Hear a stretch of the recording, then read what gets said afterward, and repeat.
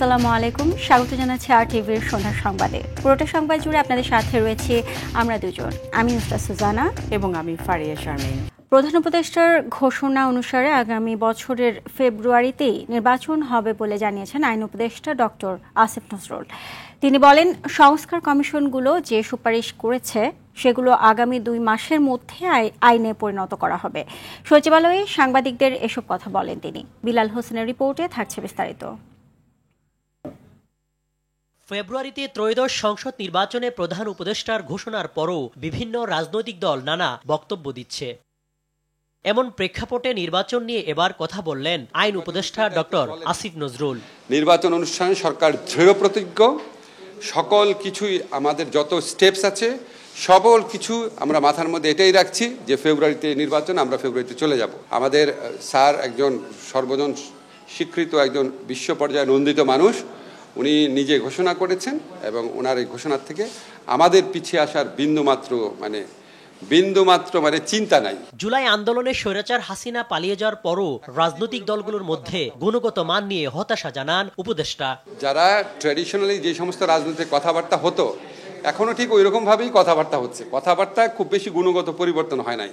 ফলে নির্বাচনের সময় নিয়ে কে কি বললো না বললো, এটা আপনার রাজনৈতিক প্রক্রিয়ার অংশ হিসেবে দেখবেন। দুদক আইন ও নির্বাচন সংস্কার কমিশনের সুপারিশ আগামী 2 মাসের মধ্যে আইনে পরিণত করার কথাও জানান আসিফ নজরুল। সংস্কার কমিশন ছিল, এই কমিশন যে প্রস্তাবগুলো দিয়েছিল, এই প্রস্তাবগুলোর আলোকে আমরা খুব দ্রুত এই দুর্নীতি কমিশনের প্রস্তাব খুব দ্রুত আইনগত পরিবর্তনগুলো করব। বিলাল হোসেন, RTV, ঢাকা।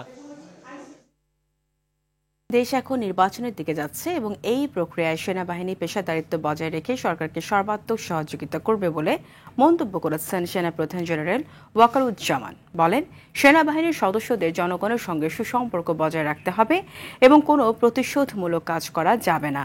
রাজনৈতিক সংশ্লিষ্টতা ও নৈতিক স্থলনের অভিযোগ তদন্তাধীন প্রমাণিত হলে ব্যবস্থা নেওয়া হবে। মিডিয়া ট্রায়ালে নয়, প্রমাণের ভিত্তিতে বিচার হবে। সেনাপ্রধান আরও বলেন, সেনাবাহিনীর মর্যাদা ও শৃঙ্খলা রক্ষা করতে সবাইকে দেশপ্রেমে উদ্বুদ্ধ হয়ে দায়িত্ব পালন করতে হবে। আইন উপদেষ্টা আসিফ নজরুলের পদত্যাগের দাবিতে সচিবালয়ের সামনে অবস্থান নিয়েছেন জুলাই শহীদ পরিবার ও আহতরা। সকাল 11টার দিকে জুলাই শহীদ পরিবার ও আহতরা প্রথমে জাতীয় প্রেস ক্লাবের সামনে বিক্ষোভ করেন। পরে দুপুর 12:30টায় তারা একটি মিছিল নিয়ে সচিবালয়ের 2 নম্বর ফটকের সামনে অবস্থান নেন।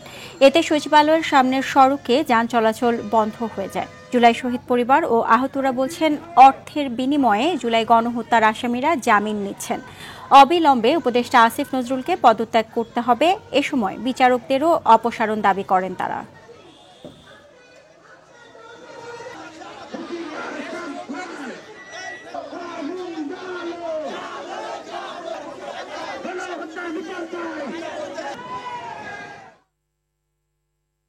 বাংলাদেশের সঠিক উপায়ে গণতন্ত্র উত্তরণের সহযোগী হতে চায় ইউরোপীয় ইউনিয়ন। দুপুরে নির্বাচন কমিশন কার্যালয়ে প্রধান নির্বাচন কমিশনার AMM নাসির উদ্দিনের সঙ্গে বৈঠক শেষে কথা বলেন ইউরোপীয় ইউনিয়নের রাষ্ট্রদূত মাইকেল মিলার। তিনি বলেন, আগামী সংসদ নির্বাচন আন্তর্জাতিক মানদণ্ড অনুযায়ী সুষ্ঠু ও নিরপেক্ষ হোক। সংসদ নির্বাচন উপলক্ষে 4 মিলিয়ন ইউরো নির্বাচন কমিশনকে সহযোগিতা দেবে ইউরোপীয় ইউনিয়ন। আগামী মাসে নির্বাচনের পরিবেশ দেখতে ইউরোপীয় ইউনিয়নের নির্বাচন বিশেষজ্ঞ দল বাংলাদেশে আসবে বলে জানান তিনি। এর আগে ইউরোপীয় ইউনিয়নের 6 সদস্যের প্রতিনিধি দল CECর সঙ্গে 1.5 ঘণ্টার বৈঠক করেন। নির্বাচন পর্যবেক্ষণের ক্ষেত্রে বাংলাদেশ ইউর জন্য অগ্রাধিকার। গণতান্ত্রিক নির্বাচনের জন্য সহায়তা করবে ইউরোপীয় ইউনিয়ন। ইউ সবসময় গণতন্ত্রের সঙ্গে আছে। ইউ বাংলাদেশে আন্তর্জাতিক মানের নির্বাচন দেখতে চায়। এজন্য নির্বাচন বিষয়ক শিক্ষা, প্রশিক্ষণ, সক্ষমতা বাড়াতে নির্বাচন কমিশন ও সুশীল সমাজের সঙ্গে কাজ করবে ইউরোপীয় ইউনিয়ন। দেশের মানুষের সংকট নিরসনের একমাত্র পথ দ্রুত নির্বাচন বলে মন্তব্য করেছেন বিএনপি মহাসচিব মির্জা ফখরুল ইসলাম আলমগীর। বলেন, রাজনৈতিক ও অর্থনৈতিক মুক্তির জন্য জাতীয় নির্বাচনের কোনো বিকল্প নেই। থাইল্যান্ডে চিকিৎসা শেষে বিমানবন্দরে তিনি এসব কথা বলেন। পিআর পদ্ধতিতে নির্বাচনের পক্ষে নয় বিএনপি বলে জানান বিএনপি মহাসচিব।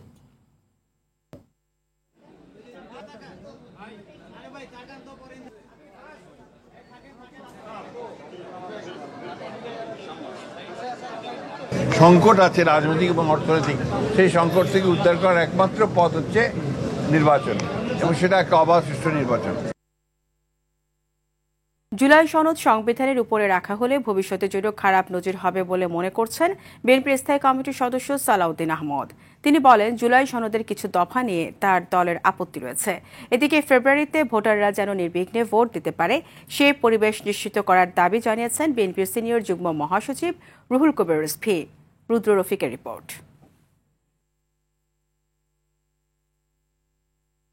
সাংবাদিকদের সঙ্গে আলাপে বিএনপির স্থায়ী কমিটির সদস্য সালাউদ্দিন আহমদ তুলে ধরেন, সরকার থেকে পাঠানো জুলাই সনদের খসড়ায় তার দলের পর্যালোচনা, এর বৈধতা, প্রয়োজনীয়তা এবং জারির কর্তৃত্ব সম্পর্কে কোনো আদালতে প্রশ্ন তোলা যাবে না। এই এখতিয়ার কি আমাদের সংবিধান কাউকে দিয়েছে? আমাদের তো সংবিধান আছে, সেই সংবিধানের উপর ভিত্তি করেই এই সরকার প্রতিষ্ঠিত হয়েছে। এখন যদি বলা হয় যে এই সমস্ত দলিলের সবকিছুই সংবিধানের উপরে প্রাধান্য পাবে, একটা খারাপ নজির সৃষ্টি হবে। ফেব্রুয়ারি নির্বাচন নিয়ে কোনো সংশয় নেই বলে জানান তিনি। নির্বাচন আগামী 2026 সালের ফেব্রুয়ারির প্রথমার্ধেই হবে ইনশাআল্লাহ। নির্বাচন নিয়ে আমাদের কোনো সংশয় নেই। কাকরাইলের ডিপ্লোমা ইঞ্জিনিয়ার্স ইনস্টিটিউশনে দলের সাবেক মহাসচিব ব্যারিস্টার আব্দুস সালাম তালুকদারের স্মরণ সভায় যোগ দিয়ে স্থায়ী কমিটির সদস্য নজরুল ইসলাম খান দলীয় নেতাকর্মীদের সংযত আচরণের আহ্বান জানান। আমাদের কারো যে কোনো পর্যায়ে যে কোনো নেতা বা কর্মীর আচরণে যদি জনগণ অসন্তুষ্ট হয়, জনগণ ভীত হয়, সন্ত্রস্ত হয়, তাহলে ক্ষতিগ্রস্ত তো দল হবে, আর না হলে অনভিপ্রেত সিচুয়েশন হতে পারে। এর আগে জাতীয়তাবাদী স্বেচ্ছাসেবক দলের প্রতিষ্ঠাবার্ষিকী উপলক্ষে শহীদ প্রেসিডেন্ট জিয়াউর রহমানের মাজারে শ্রদ্ধা জানান দলের সিনিয়র যুগ্ম মহাসচিব রুহুল কবির রিজভী। পরে তিনি বলেন, জাতি এখন নির্বাচনী রোডম্যাপের অপেক্ষায়। রাজনৈতিক উদ্দেশ্য প্রণোদিত হয়ে যে ভোট কেন্দ্রগুলো করা হয়েছে, সেই ভোট কেন্দ্রগুলি বাতিল করে নতুনভাবে ঘোষণা করবেন। নির্বিঘ্নে নিরাপত্তার সাথে ভোট কেন্দ্রে যাবে, সেই ব্যবস্থা, সেই পরিবেশ নির্বাচন কমিশনকে তৈরি করতে হবে। অবাধ ও সুষ্ঠু নির্বাচনের মধ্য দিয়ে দেশ গণতন্ত্রে ফিরবে বলে প্রত্যাশা রিজভীর। ভোটারদের মধ্যে আস্থা আসবে। রুদ্র রফিক, RTV, ঢাকা। ছাত্র সংসদ নির্বাচনের দাবিতে টানা 40 ঘণ্টা ধরে আমরণ অনশন করছেন বেগম রোকেয়া বিশ্ববিদ্যালয়ের শিক্ষার্থীরা। অনশনের কারণে কয়েকজন শিক্ষার্থী অসুস্থ হয়ে পড়েন। এর মধ্যে 2 জন রংপুর মেডিকেল কলেজ হাসপাতালে চিকিৎসাধীন রয়েছেন। এদিকে শিক্ষার্থীদের অনশন ভাঙাতে একাধিকবার চেষ্টা চালায় বিশ্ববিদ্যালয় প্রশাসন। তবে দাবি পূরণ না হওয়া পর্যন্ত অনশন চালিয়ে যাওয়ার ঘোষণা দেন শিক্ষার্থীরা।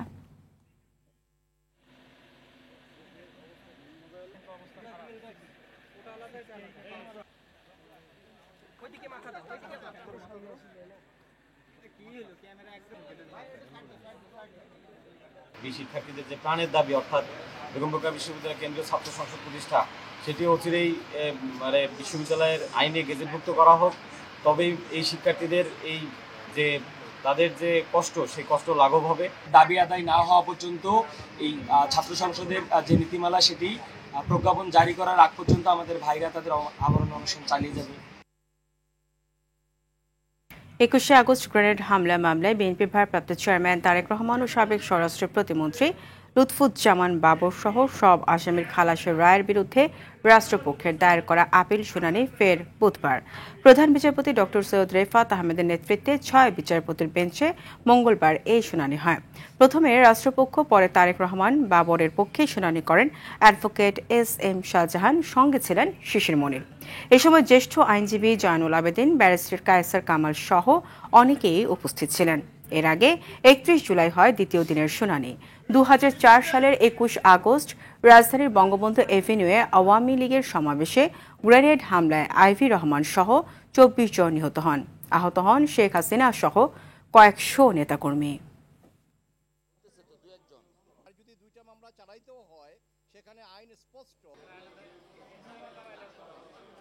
এটা আসামির প্রতি অবিচার করা হয়েছে, কারণ আমি অপরাধ করেছি, অপরাধের জন্য একটা বিচারই যথেষ্ট। কিন্তু এই 2টা বিচারের নাম করে একই মামলায় 2টা বিচার করে 2টাতে ফাঁসি দেওয়া হয়েছে। মামলাটা যদি আপনারা নথি দেখেন, মামলার তাড়াতাড়ি করা দেখেন, মামলার যে বিষয়বস্তু দেখেন এবং যেভাবে মামলাটা পরিচালিত করেছে, শেখ হাসিনা নিজে আইভি রহমান হত্যার বিচার হোক সেটা চায় নাই। উনি চেয়েছিলেন জনাব তারেক রহমানকে এই মামলায় অভিযুক্ত করার জন্য। একটি ছাত্র সংগঠনকে বিশেষ সুবিধা দিতে ডাকসু নির্বাচনে মনোনয়ন ফর্ম সংগ্রহ জমার সময় একদিন বাড়ানো হয়েছে। ছাত্র শিবিরের এমন অভিযোগকে ভিত্তিহীন বলছে ছাত্রদল। প্রধান রিটার্নিং কর্মকর্তা জানিয়েছেন, কেউ যেন বঞ্চিত না হয় সেজন্যই বাড়ানো হয়েছে সময়। লেভেল প্লেইং ফিল্ড নিয়ে ছাত্রদলের আপত্তিও উড়িয়ে দিয়েছে প্রশাসন। খান আলামিনের রিপোর্টে থাকছে এরই বিস্তারিত। যারা সোমবার ডাকসু নির্বাচনের মনোনয়ন ফর্ম সংগ্রহ করতে পারেনি তাদের অনেকেই শেষ দিন ভিড় করে সংগ্রহ করে নিজের প্রত্যাশিত পদের ফর্ম অনেকে দিয়েছে জমাও। অংশগ্রহণমূলক এবং খুবই প্রতিযোগিতামূলক হবে বলে আমরা আশা করছি। ইনশাআল্লাহ সুষ্ঠু এবং সহজ হবে। ছাত্র শিবির সোমবার পূর্ণাঙ্গ প্যানেল ঘোষণা ও মনোনয়ন ফর্ম সংগ্রহ করে সময় বাড়ানোর পর জমার জন্য হাতে একদিন সময় থাকলেও দেরি করেনি তারা। জমা শেষে তাদের অভিযোগ, একটি সংগঠনের প্রতি পক্ষপাতমূলক আচরণ করে মনোনয়ন ফর্ম উত্তোলন ও জমার সময় বাড়িয়েছে সংশ্লিষ্টরা। কোনো ধরনের ডিসকাশন ছাড়া সরাসরি একদিন বাড়ায় দেওয়া এবং বাকিরা জমা দেওয়ার পর হঠাৎ করে ঘোষণা দেওয়া, এটি নিঃসন্দেহে বাকিদের পলিসি মেকিং এবং বাকিদের সিদ্ধান্ত গ্রহণের পরে নির্দিষ্ট একটি পক্ষকে সিদ্ধান্ত গ্রহণের সামগ্রিক সুবিধা দেওয়া এবং পলিসি মেকিং এর বিশেষ সুবিধা দেওয়ার নামান্তর, এটা খুবই দুঃখজনক। ছাত্রদল এখনো প্যানেল ঘোষণা করেনি। তাদের প্রার্থীদের অনেকেই এখনো মনোনয়ন ফর্ম সংগ্রহ করছে, জমা দেয়নি কেউ। পক্ষপাতিত্বে শিবিরের অভিযোগকে ভিত্তিহীন বলে মনে করে ছাত্রদল। সাধারণ শিক্ষার্থীদের প্রতিনিধি হয়ে আমি 40,000 সাধারণ শিক্ষার্থীদের জন্য কাজ করতে চাই। সেই সুবাদে আজকে আমি ছাত্রদলের পক্ষ থেকে আমার নমিনেশন পেপার উত্তোলন করেছি। রিটার্নিং কর্মকর্তা জানান, কোনো ব্যক্তি বা সংগঠন নয়, সবাইকে সুযোগ করে দিতেই সময় বাড়ানোর সিদ্ধান্ত। সকল ছাত্রছাত্রীদের অধিকার ডাকসুতে ইলেকশন করা, ফর্ম সংগ্রহ করা, আমরা সেই দিকগুলো বিবেচনা করে আমরা একটা দিন হল সংগ্রহ করার জন্য বাড়িয়েছি। লেভেল প্লেইং ফিল্ড নিয়ে ছাত্রদলের আপত্তিও নাকচ করে দেন তিনি। লেভেল প্লেইং ফিল্ড যাতে থাকে সব জায়গায় সমানভাবে, আমরা সেই চেষ্টায় আছি। যেখানে আমরা অভিযোগ শুনতেছি সেখানে আমাদের টিম কাজ করতেছে যাতে দ্রুত এটাকে প্রশমিত করা যায়। প্রতিরোধ পর্ষদ নামে প্যানেল ঘোষণা করেছে বামজোট। মধুর ক্যান্টিনে সংবাদ সম্মেলন করে তারা জানায়, প্যানেলের 28 সদস্যের মধ্যে 12 জন নারী। ভিপি পদে নেতৃত্ব দেবেন শেখ তাসনিম আফরোজ ইমি আর জিএস মেঘমল্লার বসু। খান আলামিন, RTV, ঢাকা। এদিকে দ্বিতীয় দিনের মতো উৎসবমুখর পরিবেশে জাহাঙ্গীরনগর বিশ্ববিদ্যালয় কেন্দ্রীয় ছাত্র সংসদ জাকসু ও হল সংসদ নির্বাচনের মনোনয়নপত্র বিতরণ শুরু হয়েছে। শিক্ষার্থীদের আবেদনের প্রেক্ষিতে 21 আগস্ট দুপুর 2টা পর্যন্ত মনোনয়নপত্র সংগ্রহ ও বিকেল 4টা পর্যন্ত মনোনয়নপত্র জমা দেওয়ার সময় বাড়িয়েছে প্রশাসন। এ পর্যন্ত বিভিন্ন পদে 171 প্রার্থী ফর্ম সংগ্রহ করেছেন। এর মধ্যে 4 জন প্রার্থী ফর্ম জমা দিয়েছেন। চূড়ান্ত ভোটার তালিকায় 11,919 জন শিক্ষার্থীকে অন্তর্ভুক্ত করা হয়েছে। দীর্ঘ 33 বছর পর আগামী 11 সেপ্টেম্বর অনুষ্ঠিত হচ্ছে জাকসু নির্বাচন। পুরো শিবিরের প্যানেল বলবো না, এটা শিবির সমর্থিত একটা প্যানেল হবে, যেখানে হচ্ছে বিভিন্ন অরাজনৈতিক শিক্ষার্থীরাও আছে, নারী শিক্ষার্থীরা আছে, তো একটা ইনক্লুসিভ প্যানেল বলা যেতে পারে। শিক্ষার পরিবেশ নিশ্চিত করার জন্য এবং প্রতিবন্ধী শিক্ষার্থীদের জন্য আরো বেশি প্রবেশগম্যতা, তাদের অধিকার প্রতিষ্ঠার জন্য আমি কাজ করতে চাই। 51 লাখ টাকার স্টেডিয়াম 14 কোটিতে করার অনুমোদন প্রকাশিত সংবাদের প্রতিবাদ জানিয়ে নির্মাণ ব্যয়ের ব্যাখ্যা দিয়েছে যুবক ও ক্রীড়া মন্ত্রণালয়। সচিবালয়ে এক সংবাদ সম্মেলনে যুব ও ক্রীড়া সচিব মাহবুবুল আলম বলেন, 51 লাখ টাকা ব্যয়ের স্টেডিয়ামের চেয়ে পরিবর্তিত বর্তমান স্টেডিয়ামের পরিসর বৃদ্ধি পেয়েছে এবং আগের তুলনায় এটি কয়েক গুণ উন্নত। অবকাঠামো, ডিজাইন, জমি অধিগ্রহণ ও নির্মাণ পরিকল্পনায় পরিবর্তন আসার কারণেই 51 লাখ টাকার পরিবর্তে মিনি স্টেডিয়াম নির্মাণ প্রকল্প ব্যয় বেড়ে 14 কোটি টাকা হয়েছে।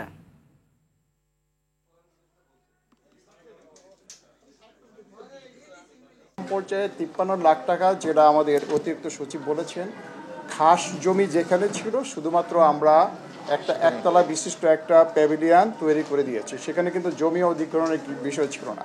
গ্যালারি থাকতে হবে, বাউন্ডারি থাকতে হবে, ড্রেনেজ সিস্টেম থাকতে হবে, সেখানে গ্রিন মাঠ থাকতে হবে এবং এর সাথে প্যাভিলিয়ন যদি না থাকে তাহলে তারা রক্ষণাবেক্ষণ সব কিছুতে সমস্যা হবে। এই সব কিছু মিলিয়েই এটাকে আমরা আবার নতুন করে রিভাইজ করেছি।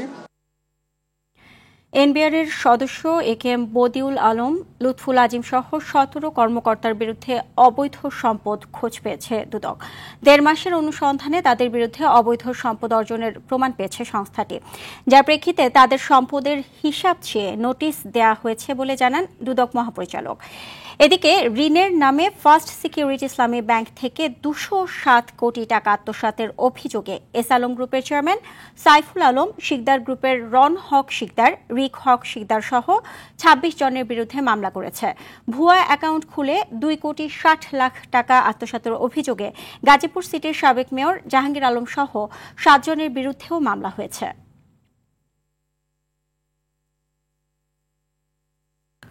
সিলেটের গোয়াইনঘাট উপজেলার জাফলংয়ের পাথর কোয়ারি অবৈধভাবে পাথর লুট ও চুরির ঘটনায় অজ্ঞাতনামা 150 জনের বিরুদ্ধে মামলা হয়েছে। উপজেলার ইউনিয়ন ভূমি অফিসের কর্মকর্তা আব্দুল মোনায়েম বাদী হয়ে গোয়াইনঘাট থানায় মামলাটি দায়ের করেন। গোয়াইনঘাট থানার ভারপ্রাপ্ত কর্মকর্তা তোফায়েল আহমদ ঘটনার সত্যতা নিশ্চিত করে জানান, মামলায় কারো নাম উল্লেখ না করে অজ্ঞাতনামা 100 থেকে 150 জনকে আসামি করা হয়েছে। মামলার এজাহারে উল্লেখ করা হয়, চলতি মাসের 7, 8 ও 9 আগস্ট একদল দুষ্কৃতকারী জাফলংয়ের গেজেটভুক্ত পাথর কোয়ারি থেকে অবৈধ ও অনুমোদিতভাবে প্রায় 40 থেকে 50 হাজার ঘনফুট পাথর উত্তোলন ও লুট করে নিয়ে যায়।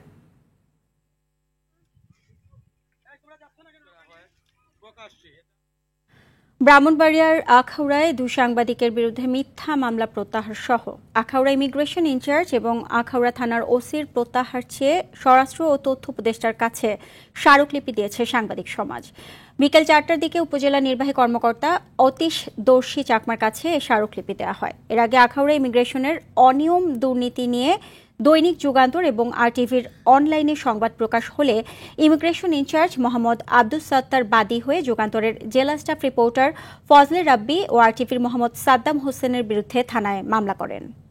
বিসিবির দুর্নীতি দমন ইউনিটকে প্রশিক্ষণ দিতে 1 বছরের চুক্তিতে দেশের ক্রিকেটের সঙ্গে যুক্ত হয়েছেন আইসিসির দুর্নীতি দমন সংস্থার সাবেক প্রধান অ্যালেক্স মার্শাল। প্রথম দিনে তিনি তার কর্মপরিকল্পনার একটি প্রেজেন্টেশন ক্রিকেট বোর্ডের সামনে উপস্থাপন করেছেন, যেখানে বোর্ড পরিচালক ছাড়াও উপস্থিত ছিলেন ওয়ানডে, টি20 ও টেস্ট দলের ক্রিকেটাররা। বিগত বিপিএলে ওঠা দুর্নীতির নানান অভিযোগ তদন্তে গঠিত কমিটিতে সহায়তা করবেন তিনি। এই কমিটির প্রতিবেদন আগামী সপ্তাহে পাওয়া যাবে বলে জানান বোর্ড সভাপতি আমিনুল ইসলাম বুলবুল।